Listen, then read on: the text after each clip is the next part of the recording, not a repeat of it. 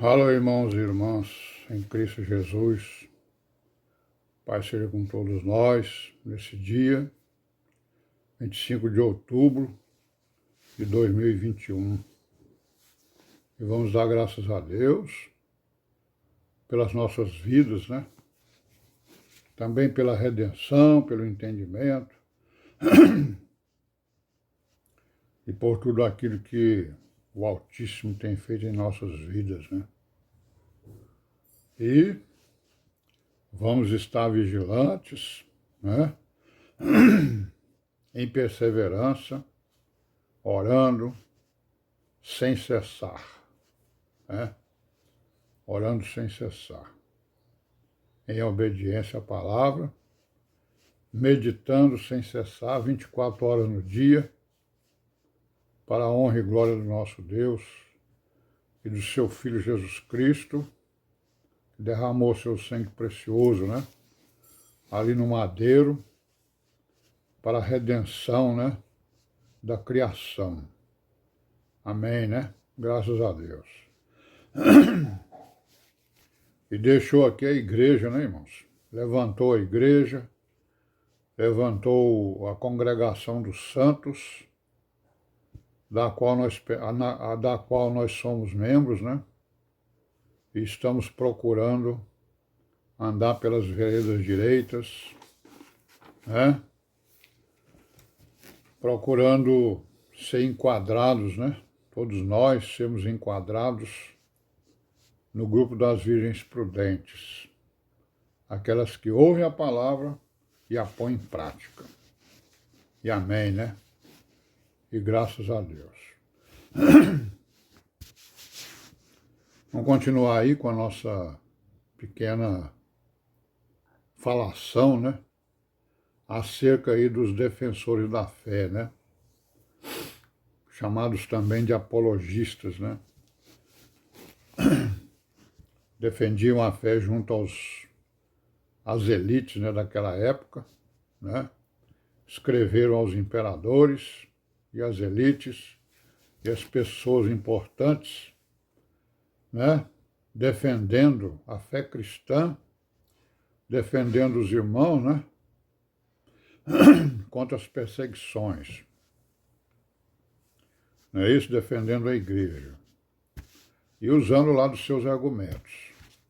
Então nós já vimos vários deles, né? Estamos vendo aqui o tal de Atenágoras, né? Atenágoras era de Cartago, né? Então nós já vimos que ele já está usando alguns argumentos. Aí vamos ver os outros argumentos que ele usa aqui. Então ele pergunta o seguinte, né, para os seus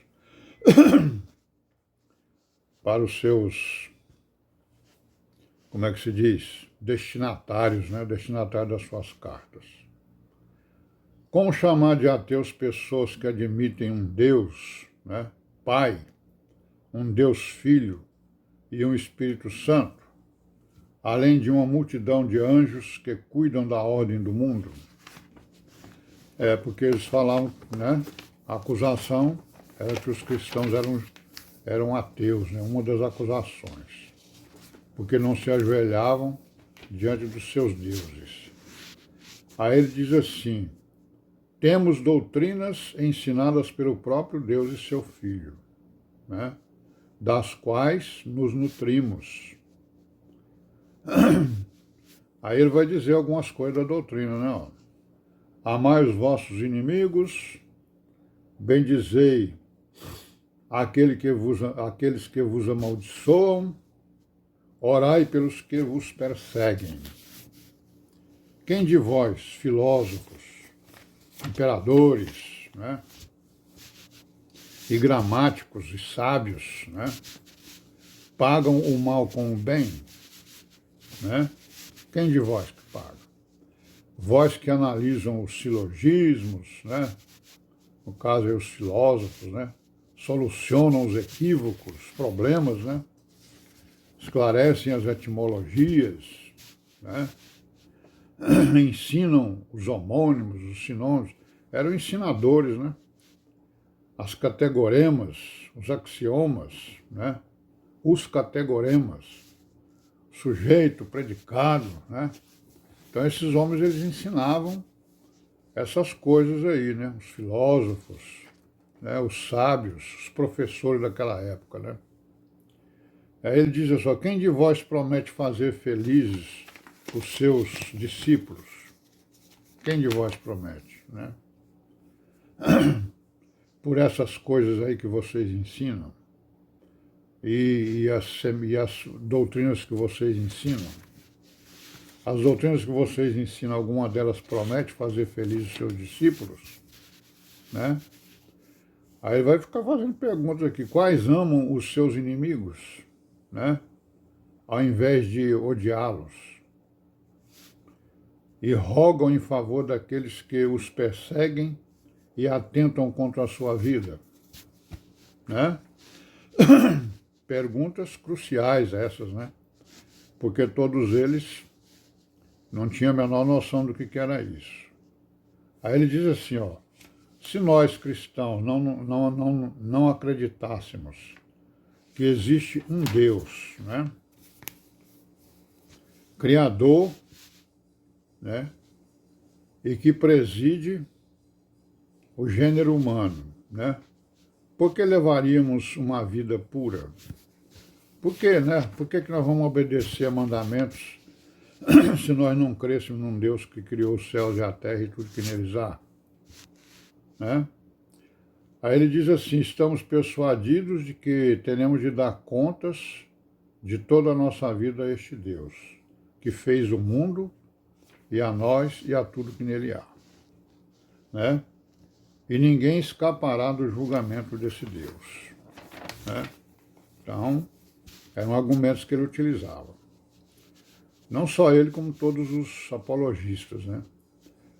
Aí ele diz assim, e ainda somos acusados de ateus e religiosos?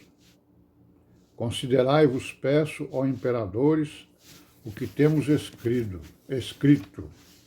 e defendido, por não termos os mesmos deuses que as cidades, e por não sacrificar a eles. Né? O Deus artífice e Pai deste universo, ele não tem necessidades, ele não precisa de nada, né? Nada lhe falta. Então não tem necessidade da gente estar fazendo sacrifícios para ele, né? Então exigem de nós a adoração dos seus deuses, mas ainda não decidiram a qual Deus honrar, pois cada cidade tem o seu Deus, né? Aí ele vai citar aqui que Atenas tem um deus, né? Dois, né? Tem Seleu e Metanira. Troia tem Heitor, né? A cidade de Queos estabeleceu Aristeu, que chamam também de Zeus, né? E Apolo, né? A cidade de Samos tem Lisandro, a Cilícia tem Medeia e Níobe, Cartago tem Amílcar, e assim vai, né? Ele cita várias cidades, cada um com seu Deus. Aí ele vai dizer sobre os egípcios, né? Os egípcios têm animais como deuses, né? Então todas as cidades e nações são ímpias, pois todas não têm o mesmo Deus. Olha o argumento que ele usa aí.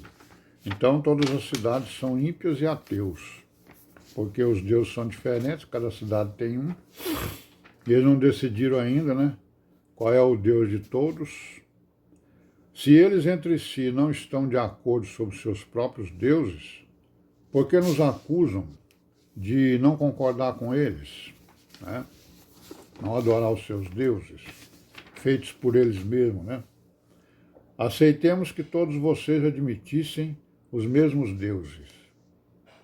Isso significa que ninguém de vocês seria capaz de distinguir entre matéria e Deus, né? E de compreender a diferença que existe de uma matéria para o outro, para Deus, né? E recorrem aos ídolos feitos de matéria e por causa disso deveríamos também adorar as estátuas para agradar a vocês. Então, são os argumentos que ele está utilizando, né, para acabar com a perseguição violenta que estava sendo feita contra os cristãos, né, contra a igreja. Bom, irmão, vamos parar por aqui hoje, né? Paz seja com todos nós, até amanhã, se Deus quiser, e amém, né?